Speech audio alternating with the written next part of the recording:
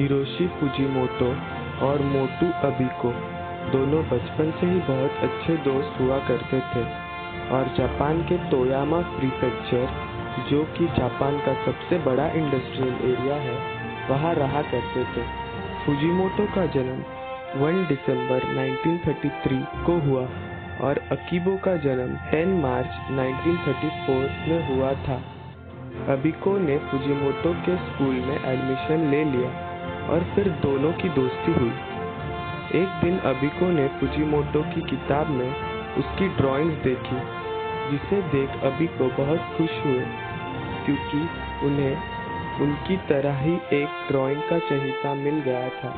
फुजीमोटो और अकीबो उस दिन के बाद जिंदगी भर के लिए एक दूसरे के बहुत खास दोस्त बनकर रहे।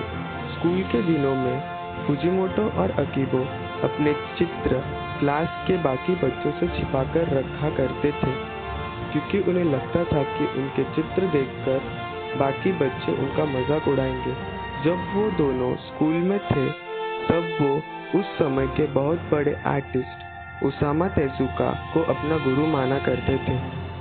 फुजीमोटो ने अपने घर पर कार्डबोर्ड का बॉक्स बना हुआ एक प्रोजेक्टर बनाया था, जिसमें वो चित्र डालकर उसे दीवार पर देखा करते थे। स्कूल के दिनों से ही उन्होंने कार्टून कॉमिक्स बनाकर उन्हें बेचना शुरू कर दिया था। उससे जो भी पैसे आते, उन्हीं पैसों से वो कॉमिक्स बनाने का सामान लिया करते थे। स्कूल में ही वह दोनों बहुत फेमस हो गए और कुछ दिनों में ही उनकी पहली कॉमिक टामा-चान का टीवी के लिए कार्टून बनने वाला था। उसी साल उन्हें उनके माने हुए गुरु ओसामा तेजुका से मिलने का मौका भी मिला। तेजुका ने उन्हें उनके एक चित्र पर अपना ऑटोग्राफ दिया। दोनों ने आज तक वो ऑटोग्राफ संभाल कर रखा है। घर की जिम्मेदारियां संभालने के लिए फुजीमोटो और अकीबो ने नौकरी करना शुरू कर दिया। फुजीमोटो ने एक चॉकलेट्स की कंपनी और अकीबो ने एक पेपर की कंपनी में काम करना शुरू कर दिया।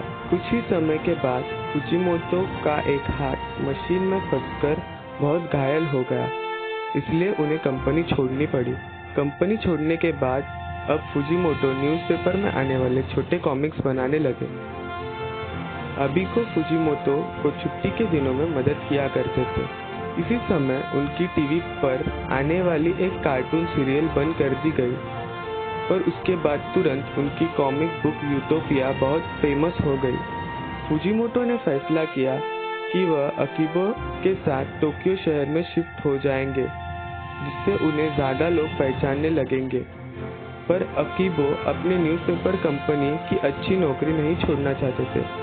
फिर भी मित्र के लिए उन्होंने टोक्यो शहर में शिफ्ट होने का निर्णय ले लिया और वह दोनों अकीबो के रिश्तेदारों के घर एक छोटे से कमरे में रहने लगे।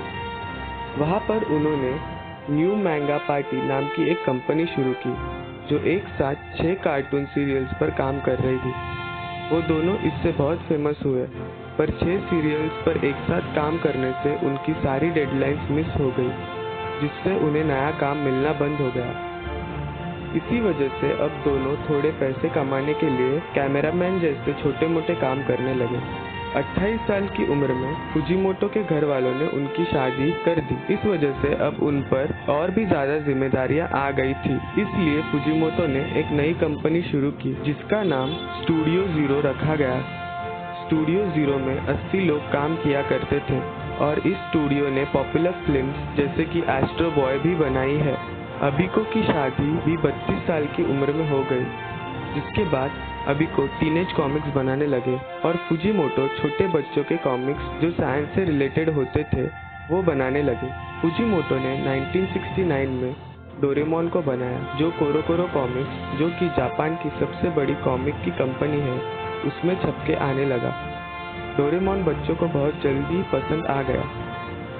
फुजीमोटो और अकीबो के बनाए हुए सारे कॉमिक कार्टून्स में सिर्फ डोरेमोन एक ही ऐसा कार्टून है जिसे यूएसए में भी दिखाया गया है। फुजीमोटो ने और भी कई पॉपुलर कार्टून्स बनाए हैं, जैसे कि परमैन और निंजा हथौड़ी, जो सिर्फ एशिया में ही दिखाए जाते हैं। 1987 में दोनों ने फैसला किया कि वो अब दोनों अपनी अलग अलग कंपनी स्टार्ट करेंगे, जिसके हिसाब से अब फुजीमोटो सिर्फ बच्चों के कॉमिक्स बनाएंगे और अभी को टीनेज कॉमिक्स बनाएंगे।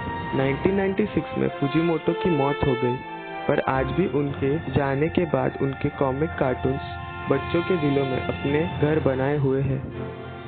फुजीमोटो के नाम का एक म्यूजियम भी टोक्यो में खोला गया है, जिसमें फुजीमोटो की सारी अच्छी ड्राइंग्स की याद है।